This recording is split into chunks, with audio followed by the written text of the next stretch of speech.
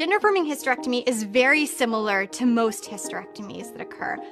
A hysterectomy itself is the removal of the uterus. So, this week on Child Abuse in America, we're dealing with quite a cheerful doctor from Boston Children's Hospital that talks about how they offer gender affirming hysterectomies for young girls. How sick and genital mutilation of children, and it's sick and it's disgusting. But this So I seriously can't read people. You're always up to something new, and this is what the GOP is creating mass hysteria over her hysterectomies. No, but it's an absolute lie.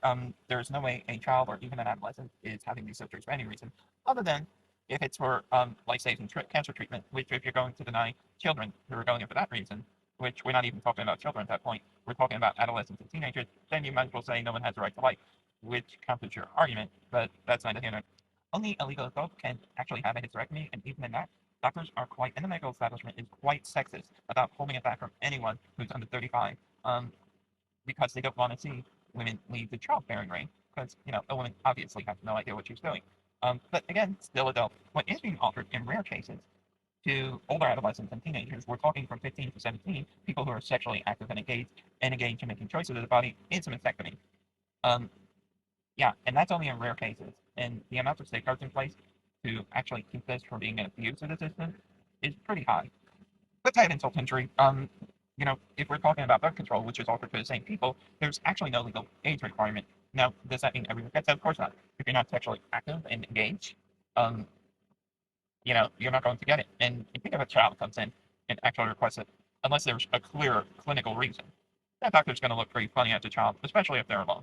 So yeah, that ain't happening. This is all stuff going to people who are already sexually engaged and engaged in managing their body as adults. Now, does that mean they're legal adults for the purposes of getting involved with 35-year-olds? No. But it does mean they can be sexually engaged with their peers, so they need to take a certain amount of responsibility. And again, in the case of mastectomies, this is in rare cases, but at no point is a hysterectomy ever offered to anyone below the age of 18. And to finish off this and actually make it a thing, no, mastectomies are not reversible in any way, shape, or form. However, most people who want them reversed for cosmetic reasons because it's an appearance. It's a look. It affirms who they are as a person. In which case, yes, you can have cosmetic surgery to reverse the physical effects of the mastectomy. So no, it is not as damaging as like a life and death situation. And as always, just a friendly reminder: no trans kids get surgeries. And you know it's true, because for any of this stuff, you have to be over 18.